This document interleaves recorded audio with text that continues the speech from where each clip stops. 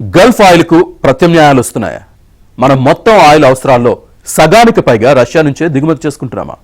కొత్త కొత్త దేశాలు ముడి చమురు ఎగుమతి రంగంలోకి ప్రవేశించాయా?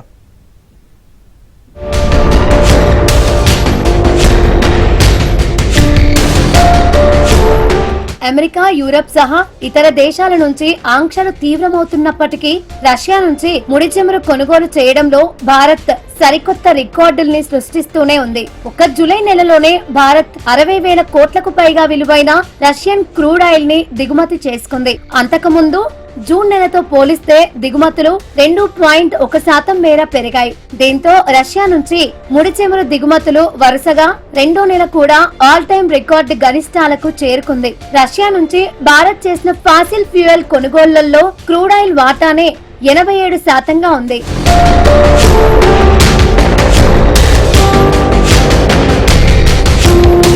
2022లో రష్యా ఉక్రెయిన్ యుద్ధం ప్రారంభం కావడానికి ముందు 2021లో రష్యా నుంచి భారత్ సగటున రోజుకు 1,00,000 బ్యారెళ్ల లోపు మాత్రమే చమురును కొనుగోలు చేసేది. ఇది మొత్తం దిగుమతుల్లో కేవలం 2.5%గానే ఉండేది. కానీ యుద్ధం తర్వాత పరిస్థితులు మారిపోయాయి. పశ్చిమ దేశాలు రష్యాపై ఆంక్షలు విధించడంతో ఆసియా దేశాలకు రష్యా భారీ డిస్కౌంట్ ధరలకు చమురును విక్రయించడం ప్రారంభించింది.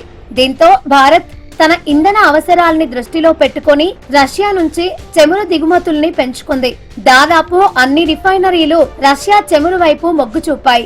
దీంతో ఇది 2022లో రోజుకు 7.4 లక్షల బ్యారెళ్లను దిగుమతి చేసుకునే స్థాయికి చేరింది. 2023, 2024లో దాదాపు రెట్టింపై రోజుకు 18 లక్షల బ్యారెళ్ల చొప్పున క్రూడ్ ఆయిల్ ను దిగుమతి చేసుకున్నాయి. ఇది మొత్తం దిగుమతుల్లో 39% చేరింది.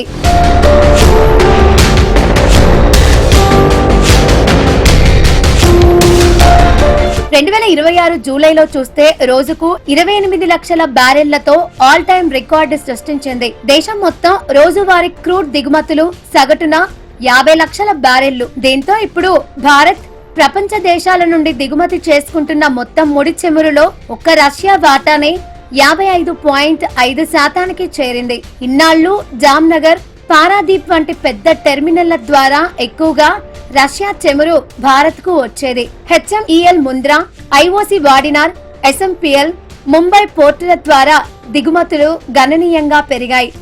దీనివల్ల మిగతా 2 పోర్టులపై ఆధారపడకుండానే భారత్ కొత్త రికార్డుల్ని నమోదు చేయగలిగింది.